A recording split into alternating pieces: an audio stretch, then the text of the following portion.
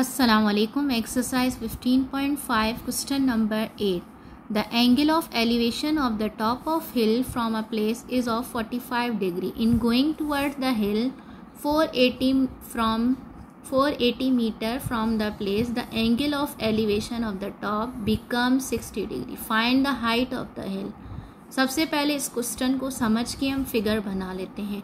The angle of elevation of the top of hill from a place is of 45 degree. Top पे एक हिल मौजूद है, यहाँ पे एक हिल मौजूद है प्लेस से, तो यहाँ पे लाइन ड्रॉ करेंगे और एंगल जो है वो बना रही है 45 डिग्री का. सो एंगल ऑफ एलिवेशन ऊपर से नीचे 45 डिग्री का एंगल बना रही है, ड्रॉ कर रही है. यहाँ पे लिख देंगे 45 डिग्री.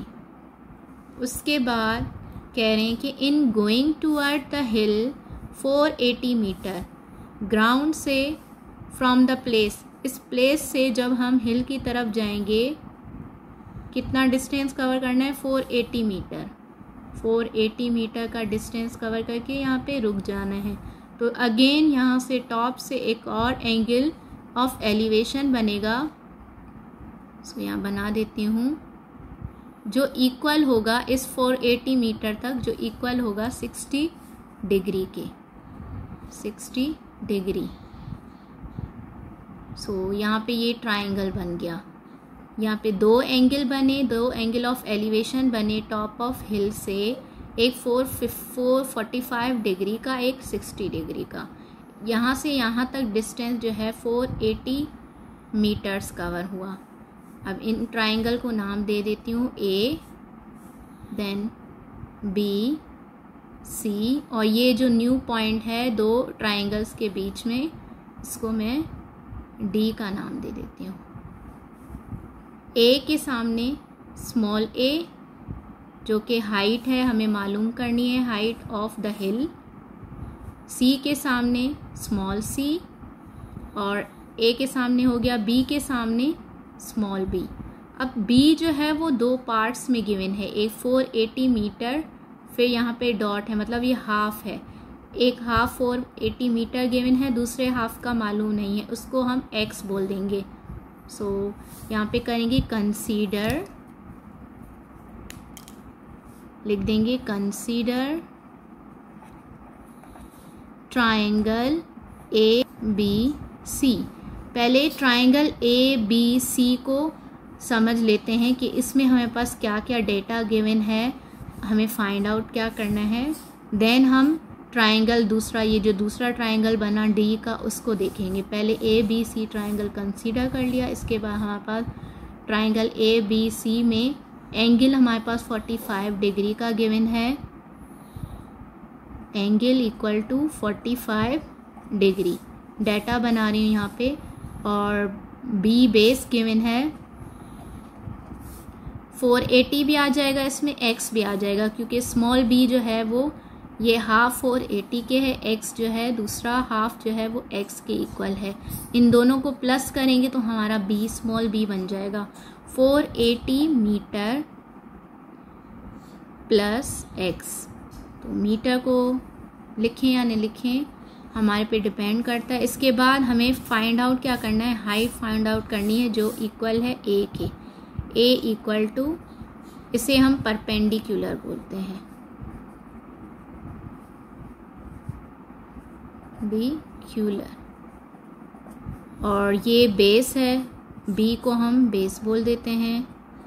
तो जिसमें जिस रेशो में बेस और परपेंडिकुलर की बात हो रही है वो यहाँ पे यूज़ होगा, जो है टेंजेंट थीटा.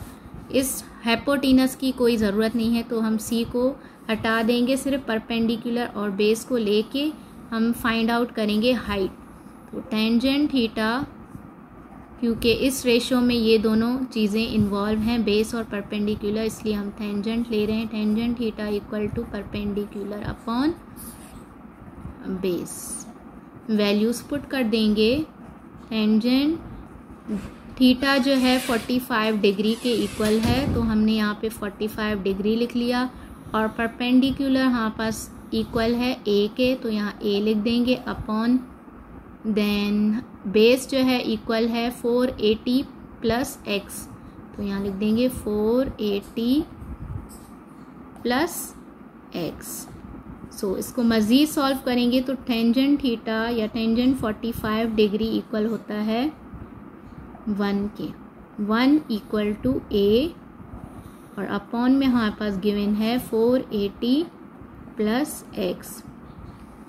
ये वैल्यू यहाँ पे डिवाइड हो रही है तो उस इक्वल टू के उस साइड जाएगी तो 1 से मल्टीप्लाई हो जाएगी।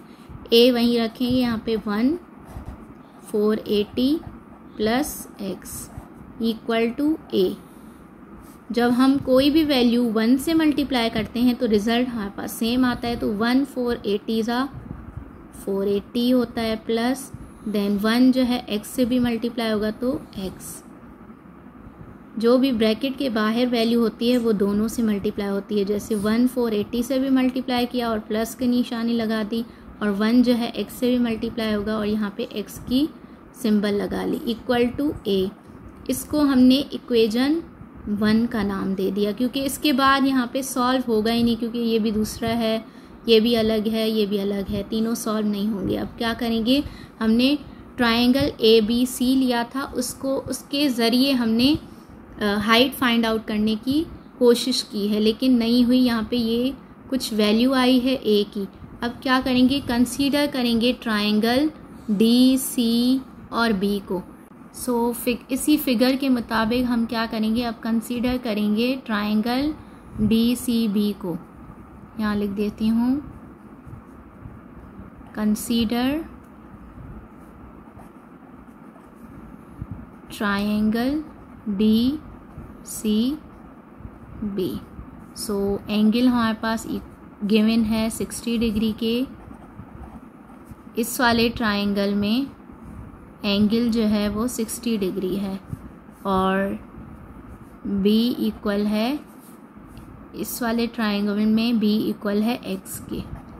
यहाँ पे ये बिग ट्रायंगल नहीं है, यहाँ पे बेस जो है वो सिर्फ इक्वल होगा x के और परपेंडिकुलर A के इक्वल है जो हमें मालूम करना है। यहाँ पे नेम अगेन दे देती हूँ, ये बेस है, ये परपेंडिकुलर है, तो ये दोनों जो हैं वो रेशो टेंजेंट के में आती हैं, टेंजेंट में यूज़ होती हैं। तो हम यहाँ पे tangent theta equal to perpendicular upon base लिख देंगे। वैल्यूज़ को पुट करेंगे, tangent theta equal to perpendicular हमारे पास a के इक्वल है अपॉन बेस हमारे पास x के इक्वल है और टेंजेंट हमारे पास 60 डिग्री के इक्वल है।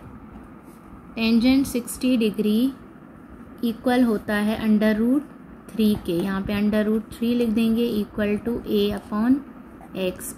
x यहाँ पे डिवाइड हो रहा है, यहाँ पे जाके मल्टीप्लाई हो जाएगा तो x √3 इक्वल टू a। ये हमारे पास हो गई इक्वेशन नंबर 2। पहली इक्वेशन में a की वैल्यू दूसरी थी, इस इक्वेशन में a की वैल्यू चेंज है, तो दोनों को कंपेयर करेंगे। Comparing equation 1 and 2। कंपेयर का मतलब होता है दोनों इक्वेशन की जो वैल्यू हैं उनको इक्वल टू के इधर और इधर लिख देंगे, फिर इनको सॉल्व करेंगे। कैसे, पहली इक्वेशन में हमारी a की वैल्यू थी 480 प्लस x और इस इक्वेशन में a की वैल्यू है x √3। √3 इक्वल होता है 480 प्लस x इक्वल टू √3 जो है वो इक्वल होगा 1.732x के।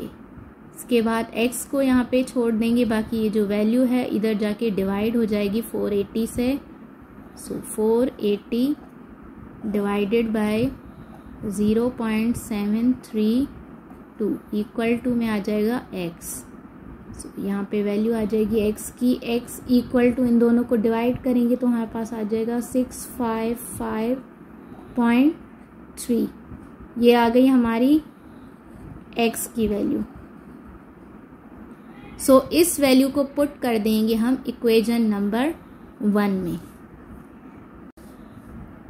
यहाँ लिख देती हूँ पुट इन इक्वेशन 1, जो है a equal to 480 plus x.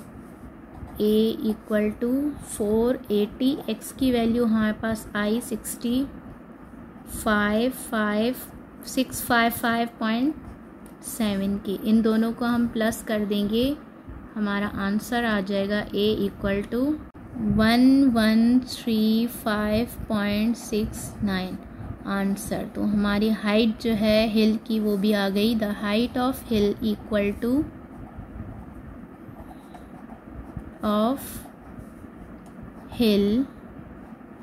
Is 1135.69 के।